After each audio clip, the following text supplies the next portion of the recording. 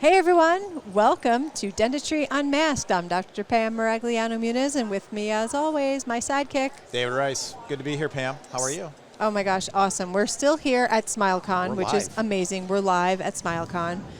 And since we're here, we should be talking about ADA membership and whether we do it. I think, we get the notification every year, and I think that there's some of us that are like, this isn't worth it, and there's some of us that are like, should I do it? Should I not? She's being nice. It's a notification instead of it's a bill.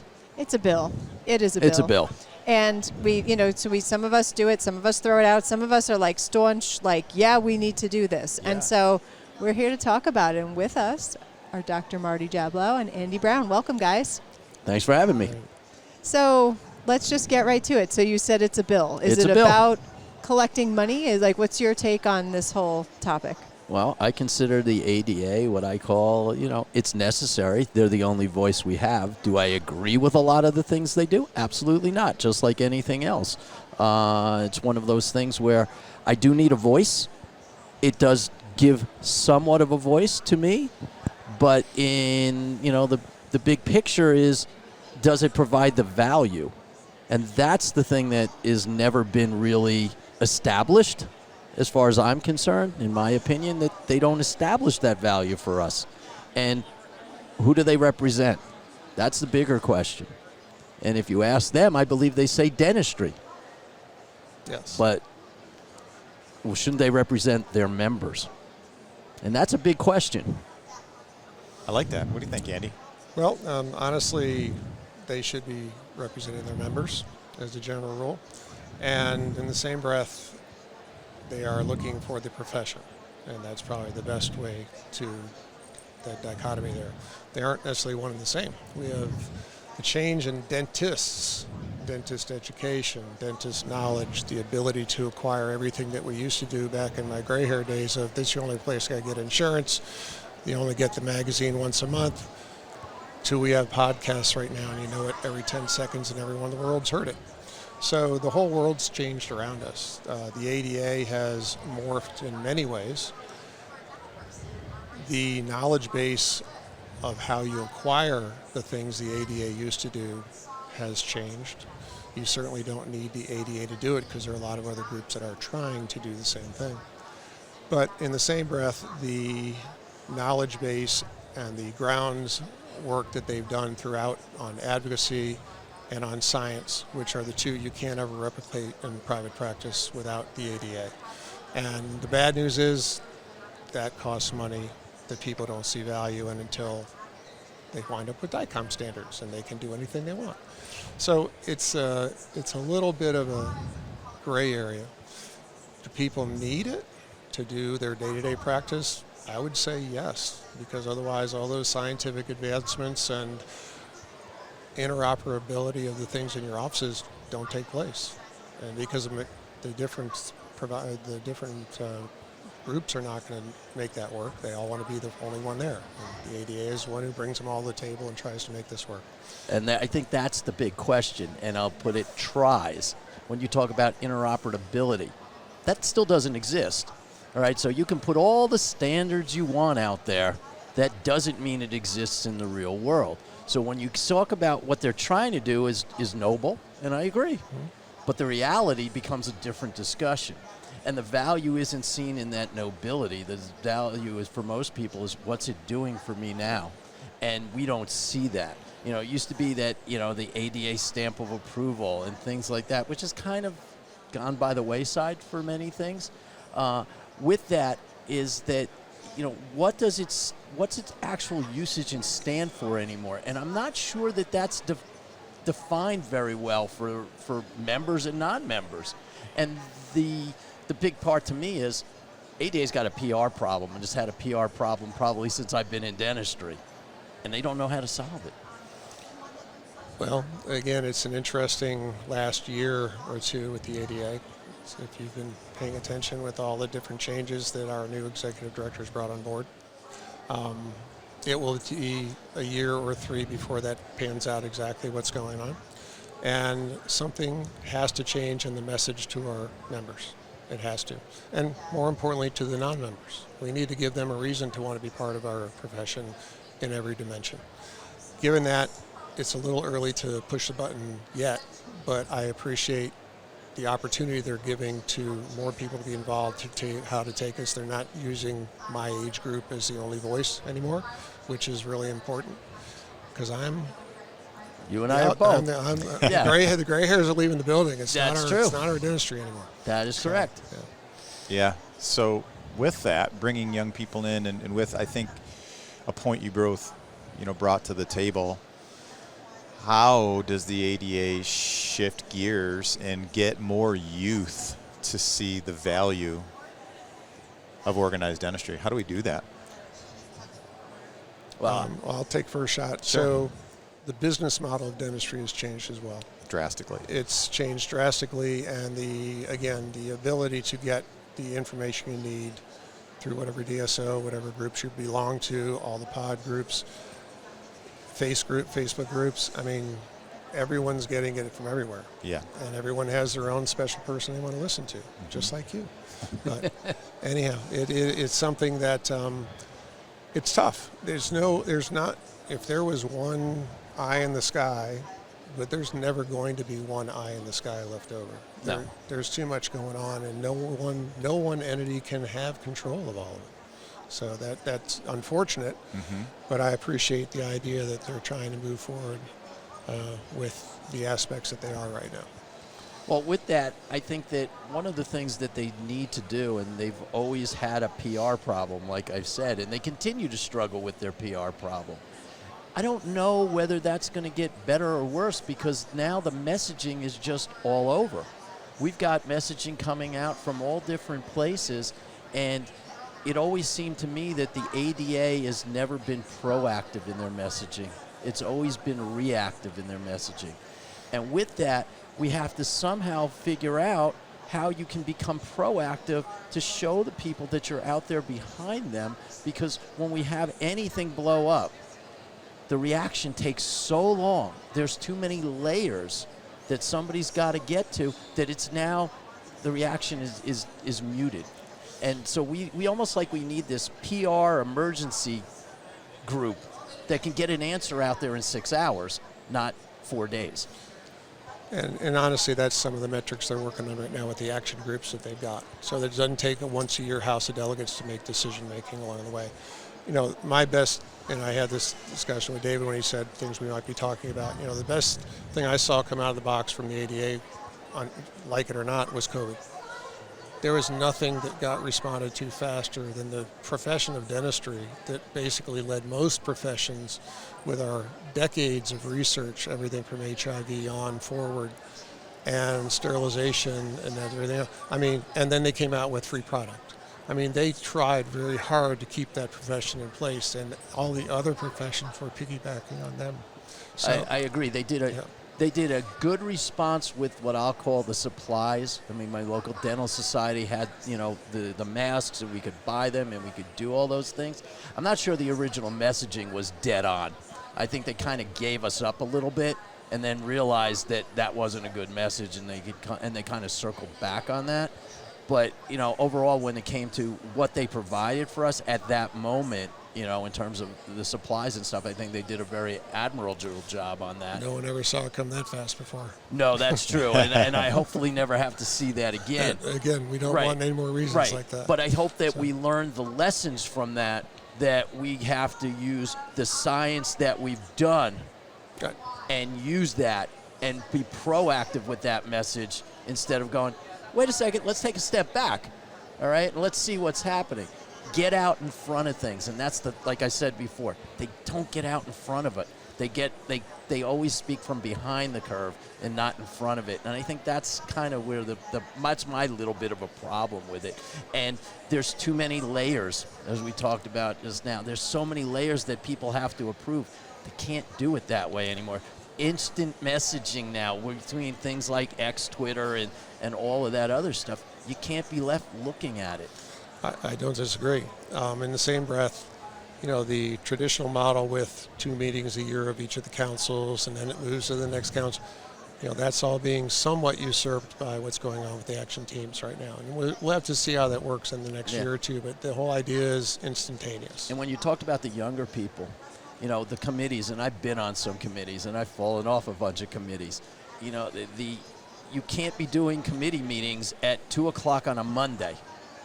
You can't schedule Zoom calls at 2 p.m. on Mondays and 4 p.m. on a Thursday. And that's not going to work. It doesn't work for most of us, even in our age group, let alone the younger people who are trying to work dentistry, raise a family. You've got to make those things available to them on their time frames, not somebody who's sitting in Chicago in an office. Right. Well, I have a question about this because I do think that the ADA works on initiatives that people might not realize that the ADA is working on. I would say they're not very good at patting themselves on the back or taking the credit for their wins. Would you be able to share some initiatives that the ADA is working on or some wins that the ADA is particularly proud of that dentists might not realize the ADA was behind? Well, speaking of dollar figures versus outcomes on what people perceive, and realize I haven't been inside 210 for 8 years now. Okay, so but I do keep up with it. The library. Every year, we have to pass funding for the library, and we have all these materials that people can access at any time digitally now because it's all gone digital. Those are things that it's your fingertips. Okay, it may not be the latest of Dentistry IQ magazine or something like that, but it's definitely got all the knowledge base you need within and you can find it. Ironically enough, with some of the conversations on membership and things like that, the usage is up huge.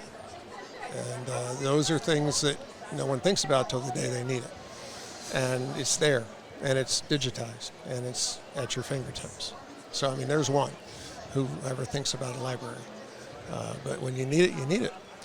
And you can take information from everywhere because they've got it all. That's just a small sample. But there's a lot of other things out there as well. Again, we talk about science. They have as many losses as they have gains. But where are you going to find that out? Would you rather find out in a lab or would you rather find it in someone's mouth? And so these are the pluses and minuses. You may go 3 rotten eggs before you get a good one. And those are the things that our ADA does behind the scenes. And it's boring. And it doesn't always happen. And then you've got to talk about it to even get it in. And by then, who knows, someone out in the market now has already found something else that's better. And so now we're back to square one. But you're going as fast as you can in the directions that people ask us to go. Marty, you mentioned that there's some things that you didn't agree with. Mm-hmm. Like, what don't you, like, as a member of the ADA, like, what is it that happened that you're like, you know what, that just isn't representative of what my needs are? Well, it's not just my needs. See, because I don't look at it necessarily from my needs. I look at the perspective, the bigger picture.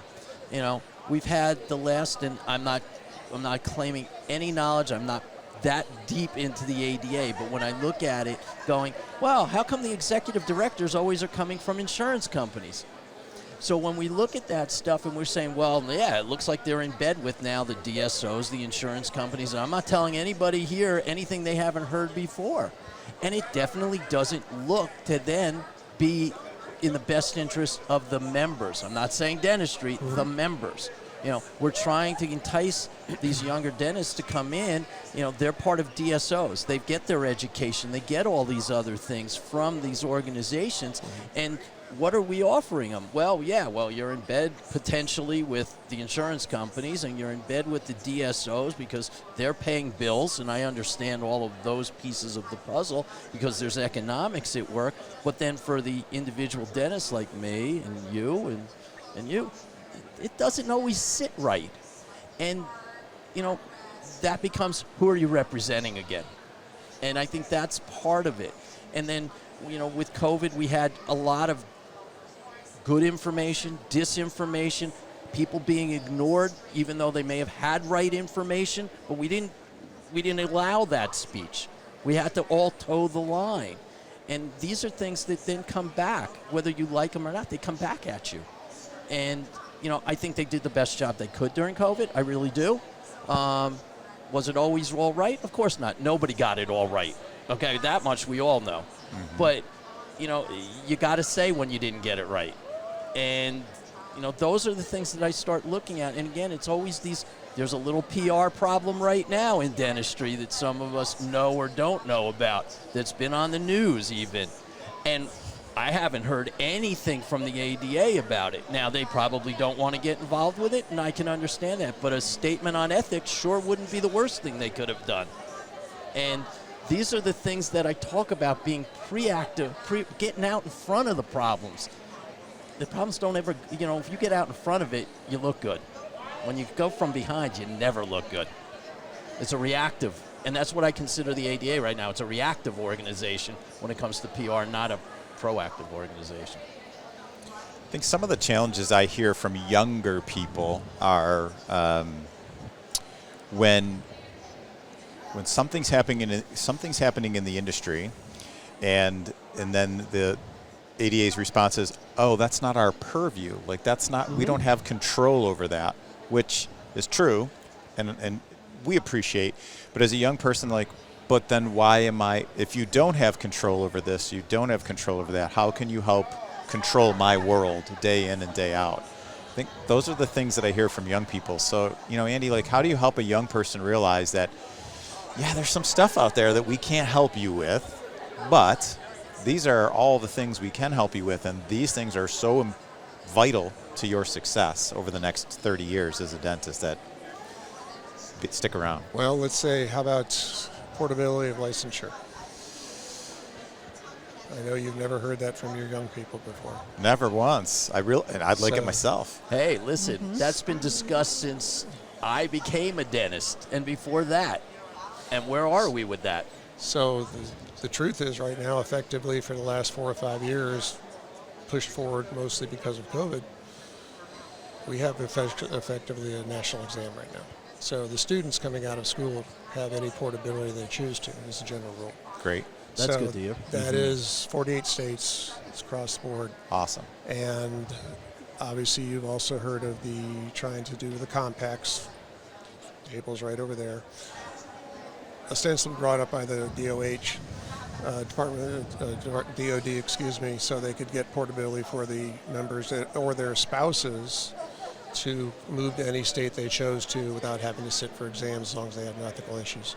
State of Florida passed that law 4 years ago. So anyone can come, their spouses as well, if they're licensed in XYZ possession, they're already in. So Florida has still become a groundswell for that. The issue right now they're doing with compacts does not affect your young students. It's affecting him and me. Who's the guy who wants to go to Florida and practice the last 2 years on a beach? And that's going to be a different topic because the me's, the we's, the gray hairs are going to have that conversation. And the students already have it. Right. So there's a conundrum on, wait, we started off because of the students and now we have it because everyone else wants to have portability. Well, that was important during COVID. I mean, it wasn't just dentistry, and dentistry is just the outlier to that. It was nursing and other healthcare, licensed professions that we needed that, and it proved the point. But that's been an initiative you talk about forever, all right? And we're getting there. We had one, I would call it a win, but with no benefit, which was McCarran-Ferguson. We spent my entire career going, this is what we need to get out from under the insurance companies. We get it passed, and I have seen zero value for that. If it's not in your state, it's not. Well, but that's the point. There's not a huge value to it. But we've been fighting this fight forever, and we go, okay, you finally won. We got one, and then you don't see the real benefit to it, and that's unfortunate. I'm not saying it wasn't worth the fight. But, this is the fight you put up forever, and now I don't see what the benefit is. And these are the problems I come back to, is that the perception, at least from my end, and again, we're both up there at this point, but the younger dentists don't even know what that is because it's not even part of what they were doing or needed to be aware of. And so we fought this fight. Okay, You know, this is the same fight that you in Massachusetts put up for the insurance companies recently. Exactly. Yeah, no, You know? we had a win there, and then after this win, we're like, yes, and we're like, now what? Now what? So we're kind of waiting to hear And what that the was- next steps are. And that even was still. another thing with the ADA. We put a little bit of money into it, but we didn't really want to commit fully to it. They did at the end, and I give them that. Yeah. But they weren't fully on board initially, and then they did get on board, which was great.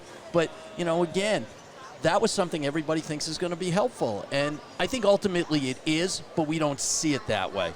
We don't necessarily get the benefit of it because that money that may not be spent gets returned to the people who are paying, you know, for the insurance. And I get that.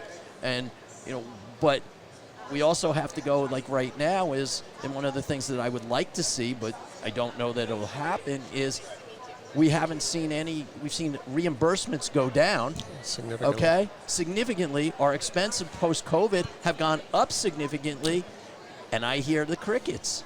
And they may be stuff on the back end that's being done, but somebody's got to tell us what's being done, or nothing's being done. Again, this is a compilation of all the DSOs are doing the same thing. Okay, that's one of the reasons they are collaborating a lot of things that's going on so they can have insurance issues and talks like that. But again, those are individual entities, and well, they're going to do what they're going to do for the best. But the ADA has been involved in that stuff for years. The bad news is a lot of the DSOs haven't had any help in that either. When the insurance companies, as long as they have someone who's rotating a handpiece these days, they're happy. Right. Yeah, no, I get that part. You know, but that's what I talk about, is the things that may be out in front of everybody, we don't see that. Right. And that, yes, I know the benefits, like in my state, they fought for various things, you know, the amalgam waste stuff and all these other pieces of the puzzle that they fought, and they've won a bunch of them. And I agree there's benefits to it. I mean, I still pay that bill, all right, not the notice, the bill, every year. So I do see the value in it, but I never have seen where they do that. And that's because then we get to that whole thing with dentistry or the members. Yeah.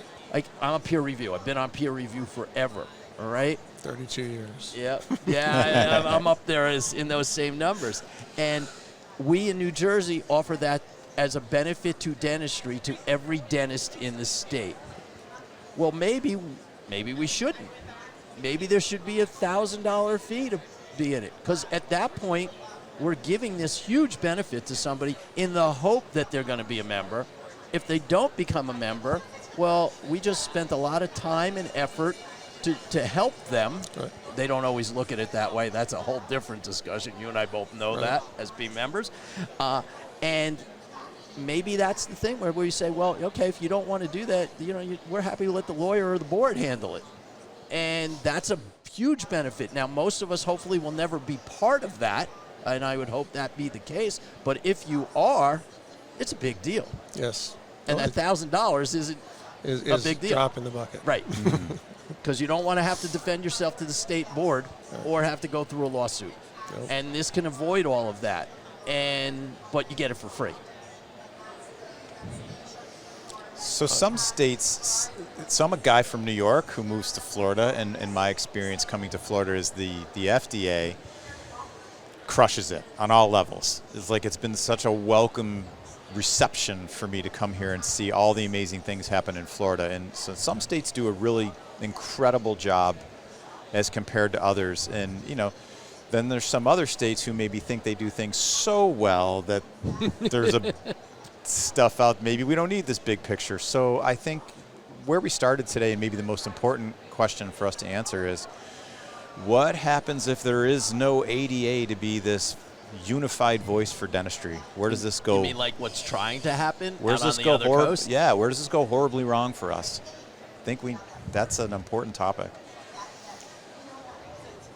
Well, I mean, honestly, the ADA isn't going anyplace right now. Correct.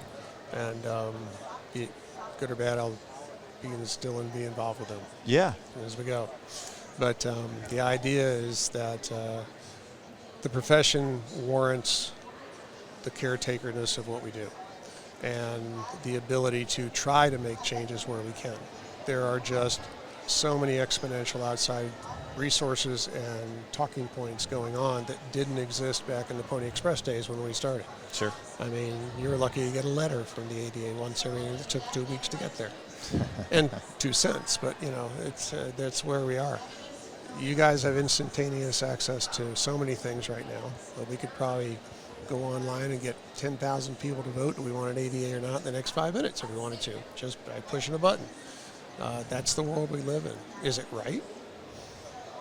Someone has to be sitting back and gauging the weather behind us and in front of us. And sometimes we can't always see what's over the horizon. And I think, again, as I'll say it again, the idea of having more opportunities for people to weigh in on instantaneous choices with the new arrangement they're putting together for the ADA's levels. Councils will still be there, but they're going to have more integration, more time to talk. And the action teams really should, the action group should really make differences for us that do not need to go to an HOD. So those are all being delineated in the process we're in right now as well. So without the House having to meet once a year to come and make those decisions and, you know, talk about them way too much on the floor, you know, it's right now I'm looking forward to a new world where we can actually have more, I won't say instantaneous, but certainly timely answers and programs that would otherwise move us forward. So, and frankly, that's going to be, whether we like it or not, a lot more DSOs hopefully will be part of that team as well. That is a huge portion of what we're running into right now. And they can't do everything, and they can't do the advocacy, and that's one of the reasons we're trying to work with them on that. It brings that many more voices to the table in that respect. Because they win, we win, they win, and vice versa. So. Marty? So, you know, that's really tough, because when we look at all of those things, you know, I have to try and put a different view on it, because I won't be here for all of that. Mm-hmm. You know, when I hang it up, I hang it up. And, you know, that portion of it says to me, you have to look past what I see. I have to look to what the younger people are seeing and what those younger people feel. And with that, we have to adapt to that. And I think we're trying. I really do. I mean, I see what they do. I see, you know, the various programs that they put together for young dentists and diversity and all these other pieces of that puzzle. But the thing that sometimes I kind of look to is that, are we really that diverse? Because really what we are is dentists. And I don't care race, I don't care sexuality, I don't care age, religion. We all are treating patients. And, you know, should we be really looking at it that way, or should we be really looking at, you know, this part where we talked about earlier, who do they represent, the members or dentistry?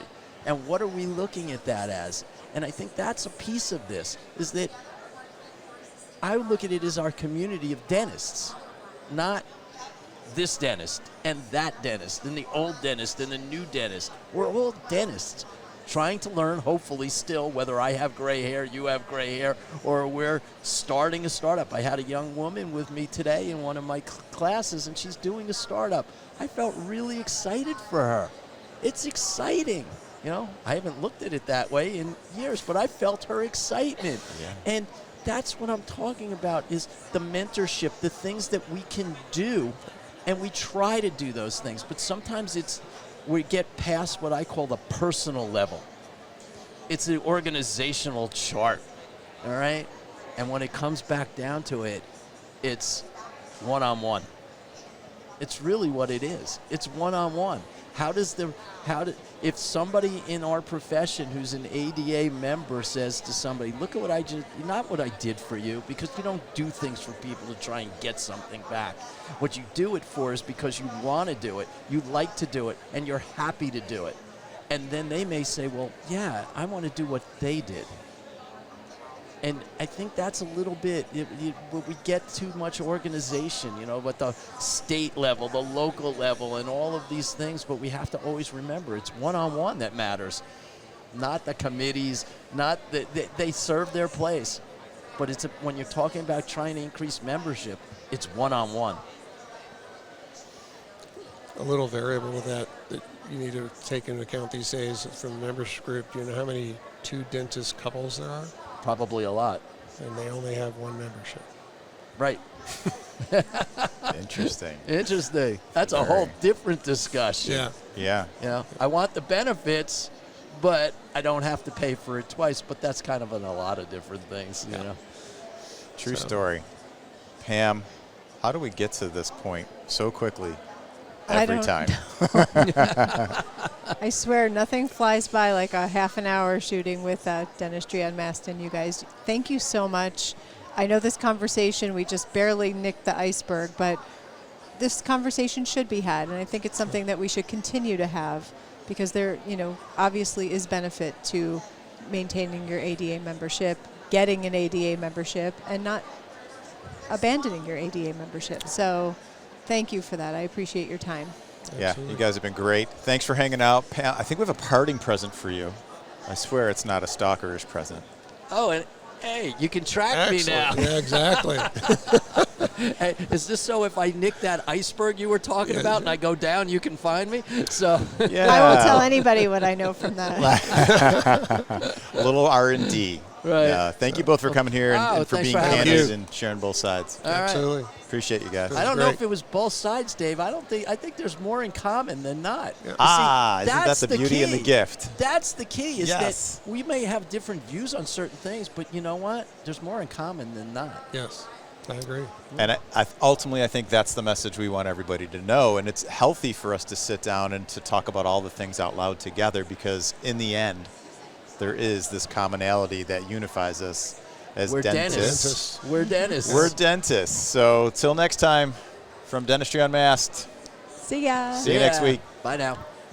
Thank you, everyone, for watching or listening to the show this week. And thanks to our guests and sponsors on this episode. Please check out our social media at Dr. Pamela_Maragliano and at Dental Economics Official. Or you can check me out at Ignite DDS or at Dr. David Rice. And go to dentaleconomics.com to receive dental economics. You can choose to receive DE in print or digitally, and you can also get the details of our Principles of Practice Management Conference on our website. If you have topics or guests or anything you'd like to talk about on the show, send us an email to dentistryunmaskedpodcast@gmail.com, and we will do our very best to make it happen. Thanks again, and we'll see you next week.